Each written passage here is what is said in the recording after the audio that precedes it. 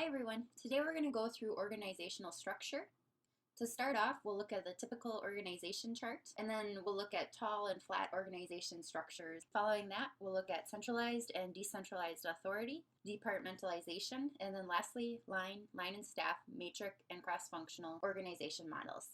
Here's the typical organization chart. As you can see, there's a hierarchy of the chain of command. So the person at the top, the chief executive officer, oversees the next level down, which is the C-level managers, the chief marketing officer, chief finance officer, and chief information technology officer. And then those C-level managers oversee the next level of managers. For example, the chief marketing officer might oversee 3 different first-line managers, and they would be broken down into the department based on their specialty. And the same goes for finance and IT, and so they would be broken down as well. Beneath the first-line managers, you see the employees. This hierarchy can be much larger. It could have dozens of layers, or it could have less layers than this. With a bureaucratic type of organization, it can take a really long time for decisions to be made since there's so many layers of management. So some companies are trying to empower their lower level managers to be able to make certain decisions. Now to look at a tall organization structure, what this means is that there is a really large hierarchy. So there are many levels of managers. With tall organization structures, usually few people report to each manager. Flat organization structures, on the other hand, have very few layers for the hierarchy and a smaller chain of command. Generally, a lot of people will report to one manager since there simply aren't very many managers. With flat structures, decisions can usually be made a lot faster since there isn't a large chain of command to go through. Within an organization, either centralized or decentralized authority is practiced. Centralized authority refers to decisions being made at the top levels of management. For example, when looking at the typical organizational structure, it would probably be the chief executive officer and the other C-level managers. Decentralization, on the other hand, is when the lower level managers have more control and are able to make more decisions.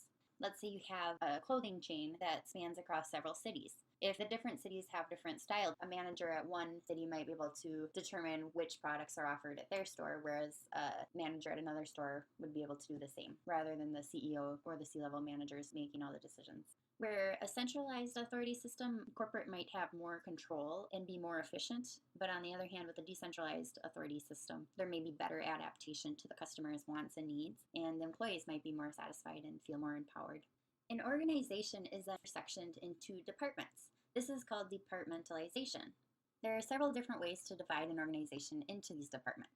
The traditional way is by function, such as the accounting department, the marketing department, the production and the IT department, and so on and so forth. Lately, however, organizations have been looking at departmentalization in a new way. Customer focus is becoming increasingly important, so a company might have their departments organized around the different customer groups. Another example would be by product. Let's say that you run a supermarket. Maybe you would have one department responsible for the frozen items, another department responsible for the fresh produce, and so you would have all these different people that have different tasks and specialties in the same department. Another way to departmentalize would be by location. Let's say you have a food chain. You would have one department completely focused on the China chain and another department focused on the Brazil chain. One other way to departmentalize would be by process. For example, one would make chocolate wrapper, whereas have another department and make the chocolate itself. And the last item we'll cover today is line and staff, matrix, and cross-functional organization models. A line organization is one that has a direct two-way line of responsibility, authority, and communication running from the top to the bottom, and all people report to only one supervisor. These are most common in smaller organizations such as a coffee shop or a small restaurant.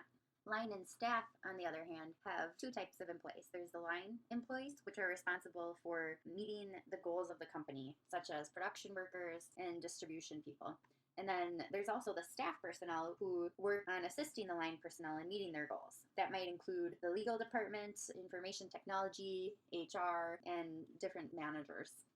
Matric organizations differ in that they have project managers that are in charge of members from several different departments and teams, and all those people are brought together for certain projects. The employees working under the project manager are accountable to their head supervisor within their department, and then also to the project manager. After a project finishes, the teams might shift again, and different people are pulled into different projects based on their skills.